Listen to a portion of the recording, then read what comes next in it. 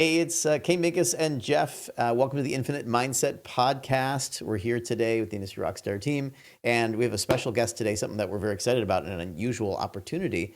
We're actually here with my son, Ari. How's it going, Ari? Hey Ari, Great. How are you? good. Good. Thanks for joining us. Ari actually goes to school at a private school in Europe, and he is going to a school that's very focused on business. So he's kind of studying. It's like a business. He's actually in high school, not in college yet or in university. So it's a very unique school. But we want to interview Ari today on what's going on with teens and AI and the culture of that, as he's actually very involved in it. And we thought it'd be an interesting conversation to start to understand what are the younger generation, how are they relating to it, because I think you'll actually find some surprises in here today.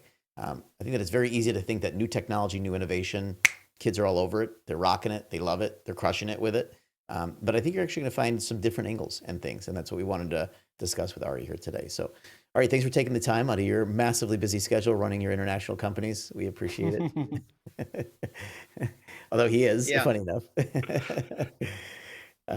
So Ari, first question here is, tell us a little, just give us a little bit of a landscape on how teens, I mean, just how you and your friends and how you guys think about AI and discuss it. Is it something you're massively excited about? Is it something you're using incredibly? Is it something you're using in specific areas? Is there specific tools you're focused on and the rest you don't care about? Or just kind of give us a little bit of landscape as to how teens feel about it. So I'm seeing that most teens, especially in the boarding house where I'm talking to them and actually seeing what they're doing, they're only using ChatGPT and maybe even Gemini for some cases, and it's only for homework. They don't do anything else with it. And it's really centered on, I mean, getting their work done. They just want answers, and they're using it very similarly to Google. So I'm seeing people replace Google with ChatGPT, but they aren't using it to the level that you would think they were using it to. Can I ask something Often real quick? I Is there see, any reason yeah, why ChatGPT is the preferred? I mean, that's also where we started with ChatGPT, and I'm a big fan of ChatGPT, obviously. But now there's so many great advancements to all the LLMs. Is there a reason they're using ChatGPT, or is it just kind of because they fell into it? I think it's partially because of social media. It started out, I think I was still in America when ChatGPT first became like in school use, where we could actually use it and get assignments done. And I think it's kind of become just that everybody's using that, and they don't really want to adapt to anything else yet because they're familiar and comfortable with ChatGPT. It's kind of like when everybody has an Apple device, they want to stick with Apple instead of going to something new or changing it. They're familiar with that and they really like the way it's doing it and giving them answers, and it's giving them the quality of the work that they like, so they're just sticking with that for now. So I think that's really why most people are using it, nothing really Ari, do you specific. think that they're missing out by not using other tools, or from your perspective, or is it just naturally what they're just doing? Definitely. Um, I have used a lot of different tools from Perplexity to Gemini, ChatGPT, Claude, and each one is like we notice that it's different and can get different stuff done. And I think because they're so narrowed down on ChatGPT itself, they're not opening themselves up to different ways of completing their work or getting different answers to their work, as well as just being able to learn ChatGPT and not exploring other artificial intelligence LLMs. If you were to, I'm so curious, if you were to be able to train, like, there's going to be some top players in there that are using most tools, like you and probably five others, right? What two or three tools would you say, hey, this is what the teens are, if they combine these, they would be at the cutting edge? Um, Definitely ChatGPT. That's one of them. Hmm. Yeah, Um, base one. Gemini would be another one, especially because it's all synced up to Google Slides, Google Docs, and everything Yeah. like that. Hmm. So it's all native as well, so they can get stuff done and immediately transfer it over to somewhere else. And then I would say Claude for coding, because I Oh, notice a lot interesting. of people are exploring the coding aspect, and they're using Claude for that because they've heard on social media and different platforms on YouTube and stuff like that that Claude's actually very good at coding. So those are the top three: ChatGPT, Gemini, and Claude that kids in my age are using. So yeah, and it is Cloud Code is massive. We use Cloud Code a lot for vibe coding and also just for vibe coding anything. Vibe coding, of course, as everybody thinks, is like creating apps, but actually vibe coding goes past that. You can vibe code pretty much anything. You can vibe code a workflow, vibe code a website or anything. So Cloud Code is amazing actually. In fact, many of I think Lovable, if I'm not totally about, but I think many of the vibe code major vibe coding platforms are all using Cloud Code in their backend. for essentially their agents. But okay, so that's awesome. So interesting. So they're using ChatGPT. What are they using it for? Like, what's their primary focus? I mean, are they building tech businesses? Are they just trying to get their homework done? Like, are they having conversations with it? Like, how do Are I they talk to building a girl? Or relationships with it? What are yeah, they are doing? they having relationships with it? Like, how do you see them using it? It's actually a very interesting relationship the way they have it to ChatGPT because for me especially, I use it like it were to be my mentor or even somebody just helping me with my homework, and they see it more as a addition to Google. So they'll say like, I have this assignment for the IB because that's what most people do here. I'll have this assignment, and this is the goal of the assignment, and then The they'll IB, ask just real it. quick sorry, all right, just so the people who are listening, just the IB is international business degree. So that's just if they're working in International international business. baccalaureate. Sorry, go ahead. International baccalaureate. Yeah, thank you. Yep. Yeah. So the It'd international be baccalaureate, nice if which I knew most what program my students, son was in. Right? To me, it's international business. That's what we're doing. Got it. Sorry. Thank you. international International baccalaureate, or however we say baccalaureate. It's a, it. I think it's That's why actually the kids are smarter German than us. Swedish, So I just Sorry. So go ahead. I but interrupted you, but go ahead.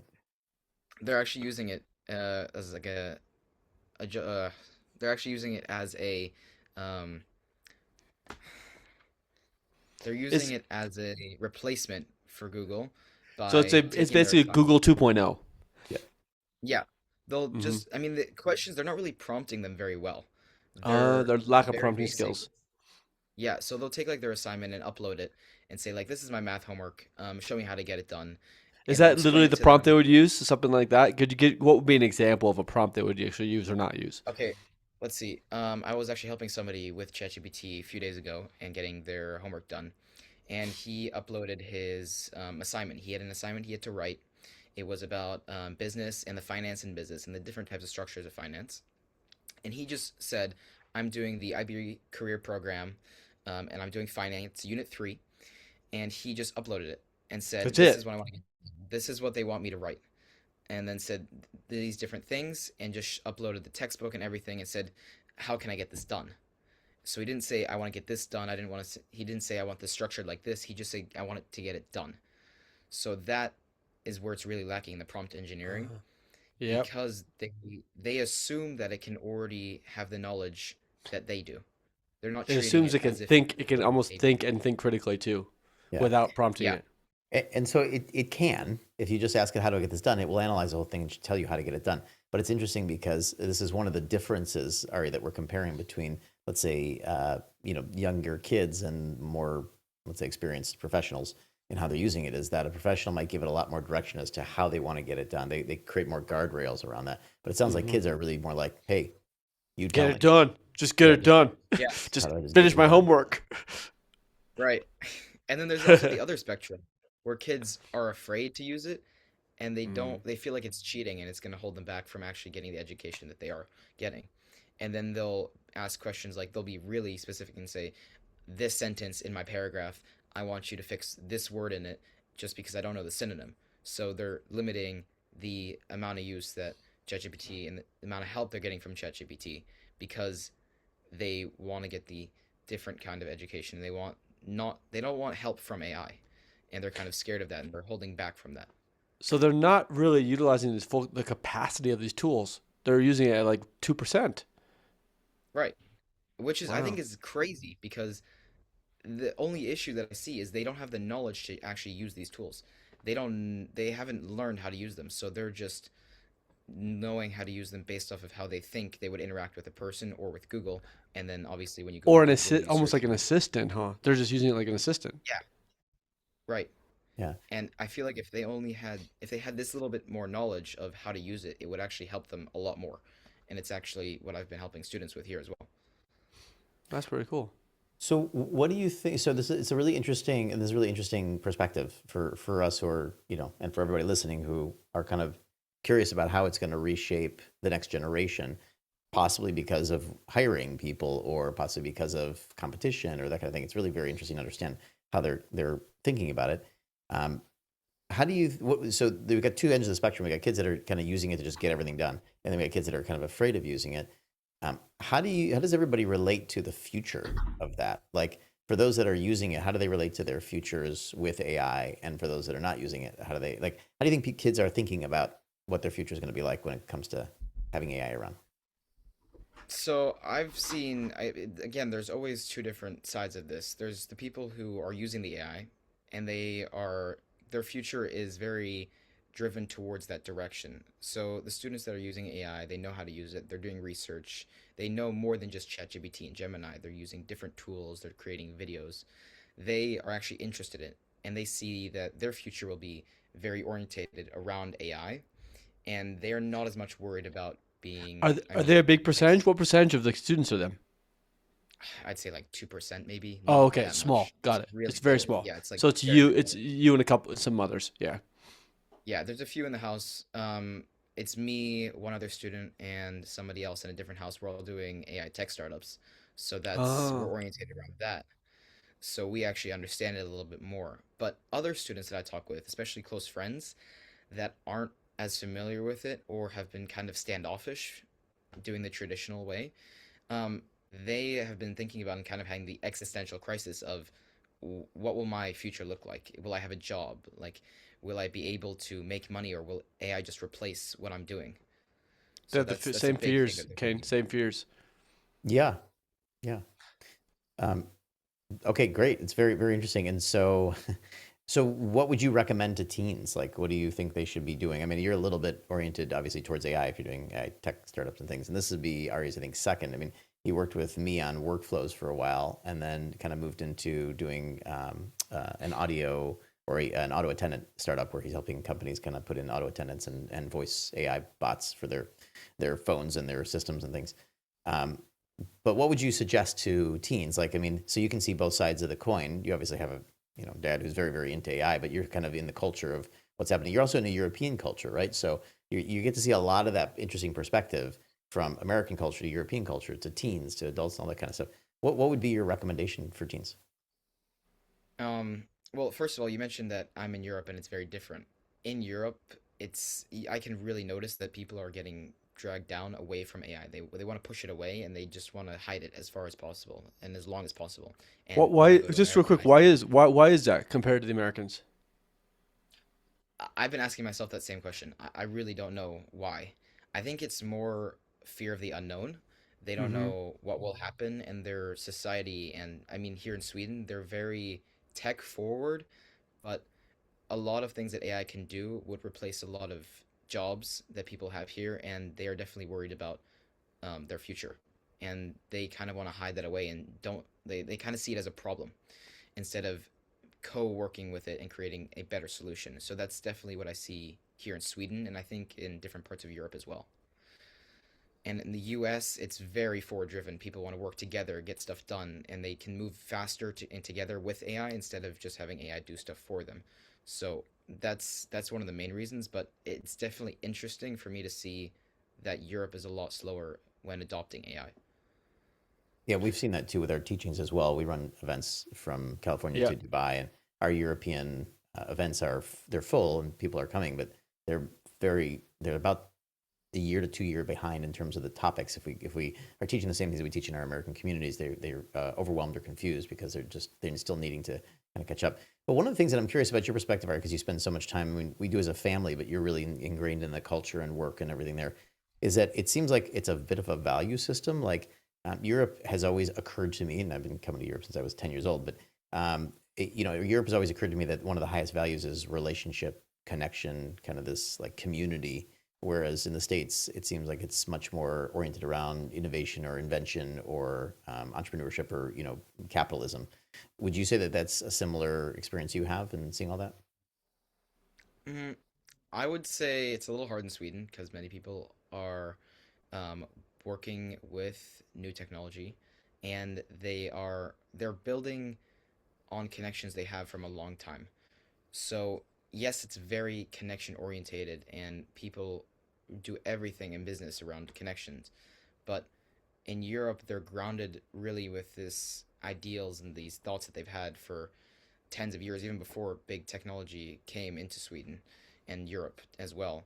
So I think they want to go back and get held back by the things that they've been doing for the last 10 to 15 years. So they're having a harder time adopting to newer, faster moving technologies as well.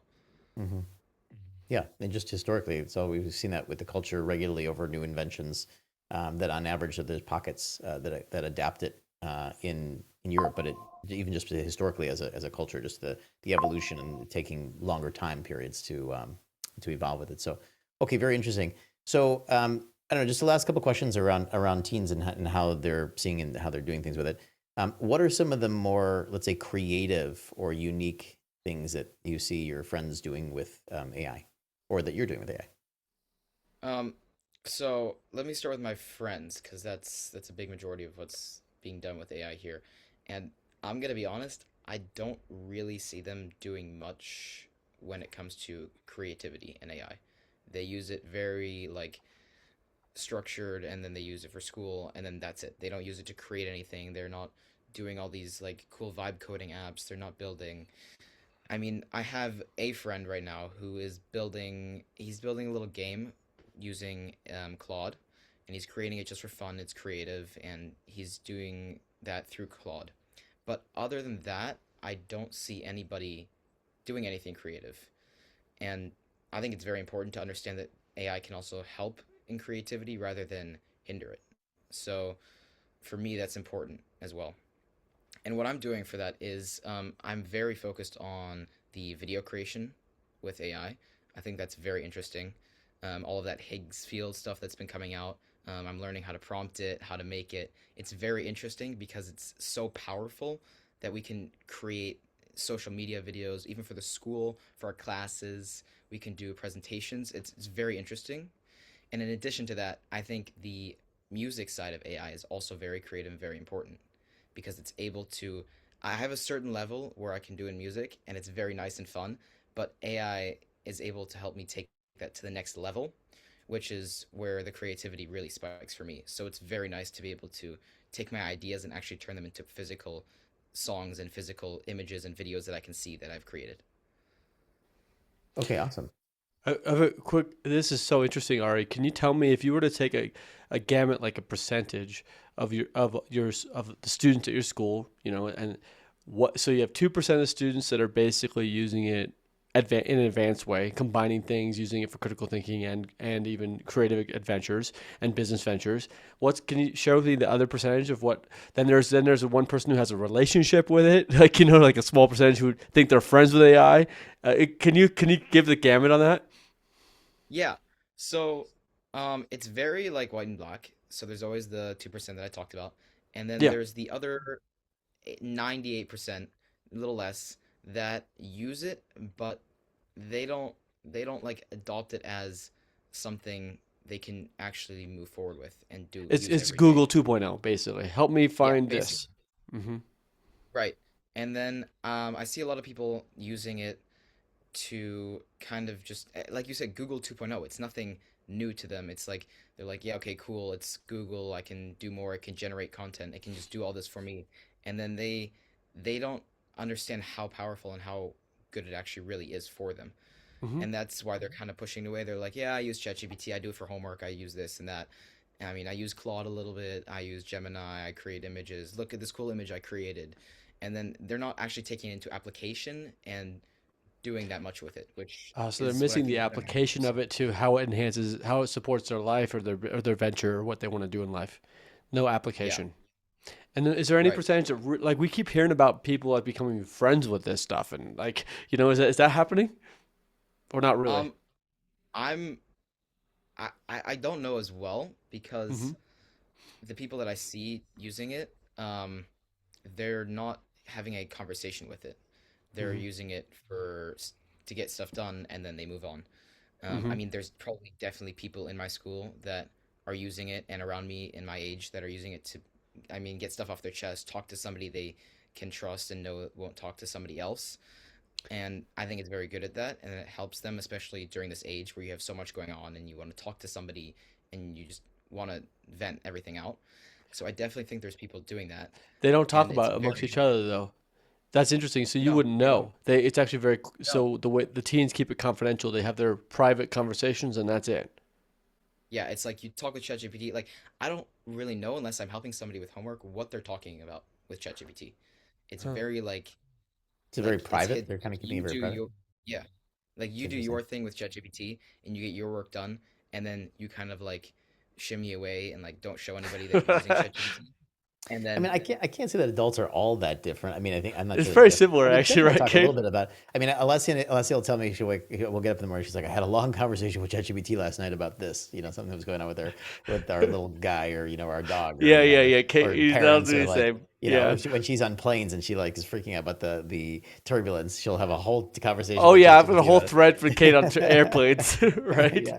So, but she'll tell me. She'll be like, I had a whole conversation, but we're obviously married. So, but I don't think that among friends we occasionally mention, but we don't have these long. It's a little bit like a private relationship that you have It's with so your weird. AI, which is very true.